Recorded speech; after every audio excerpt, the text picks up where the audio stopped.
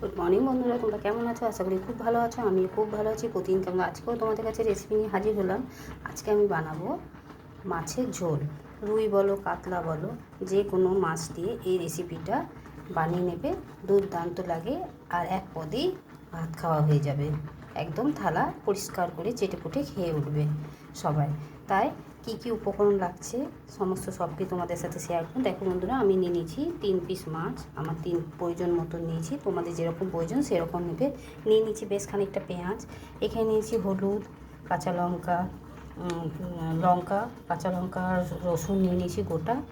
আর এখানে নিয়েছি লঙ্কা গুঁড়ো, নুন, হলুদ, এখানে কালো জিরে আর গোটা জিরে। কালো জিরেটা আমি দিয়ে দিয়েছি 1.5 চামচ মতন, আর গোটা জিরে দিয়েছি 1 চামচ মতন, মানে সাদা জিরে।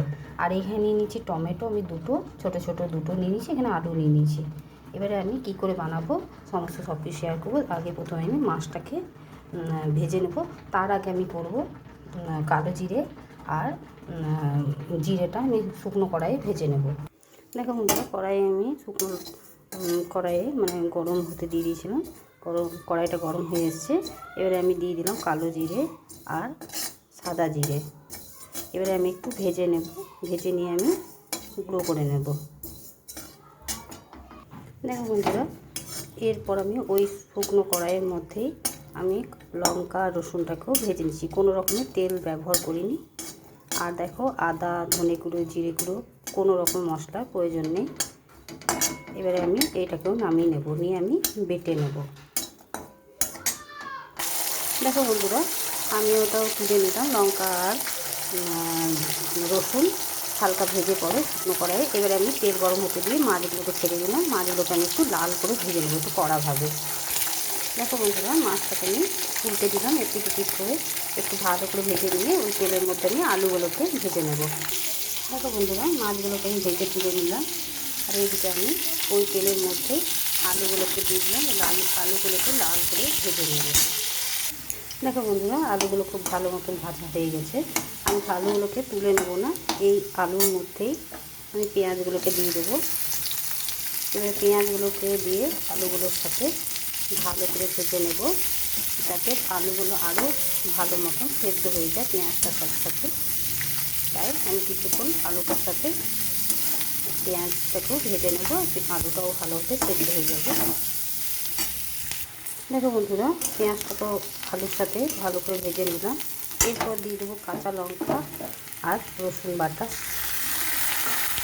কাঁচা লঙ্কা আর রসুন বাটাটাও খুব ভালো মতন বাটিনি, ঢিলে বেটে নিয়েছি। তোমরা তো মিক্সিতে মিহি করে পেস্ট করে নিতে পারো। এবারে কাঁচা লঙ্কার রসুন বাটাটাকেও খুব ভালো করে কষে নেব। এরপর দিয়ে দেবো টমেটো, আর দিয়ে দেবো নুন, হলুদ আর লঙ্কার গুঁড়ো। লঙ্কাটা তোমরা যে যেরকমভাবে ঝাল খাবে সেইভাবে লঙ্কাটা তোমরা ব্যবহার করবে। এরপর আমি দিয়ে দেবো লঙ্কা, নুন, হলুদ। আর দেখো, গুঁড়ো মশলা কোনো রকমভাবে ব্যবহার করিনি, আদারও ব্যবহার করিনি। এইভাবে তোমরা অতি অবশ্যই একবার ঝোল বানিয়ে খেয়ে দেখবে, দারুণ লাগে। আর কেমন লাগছে অতি অবশ্যই কমেন্ট করে জানাবে। এবার আমি নুন হলুদটা দিয়ে দিই। দেখো বন্ধুরা, আর দিয়ে দিচ্ছি সামান্য পরিমাণে চিনি, যাতে টেস্টটা ঠিক হয়, নুন মশলার যে ব্যালেন্সটা ঠিক থাকে।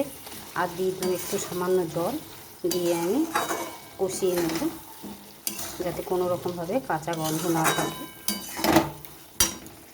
দেখো বন্ধুরা, মশলাটা দিয়ে আর জল দিয়ে বেশ কয়েকবার ভালো করে ঢাকা চাপা দিয়ে নেড়ে চেড়ে নিয়েছি। আর মশলাটাও ভাজা হয়ে গেছে। এই সময় আমি দিয়ে দেবো ভাজা কালো জিরে আর গোটা জিরে গুঁড়ো করে রেখেছিলাম, সেটা দিয়ে দিলাম। দিয়ে পরে আমি একটা জল দিয়ে দেবো।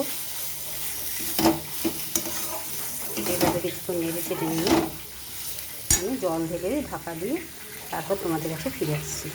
দেখো বন্ধুরা, আলুগুলো খুব ভালো মতো সেদ্ধ হয়ে গেছে। দেখো এবার আমি দিয়ে দেবো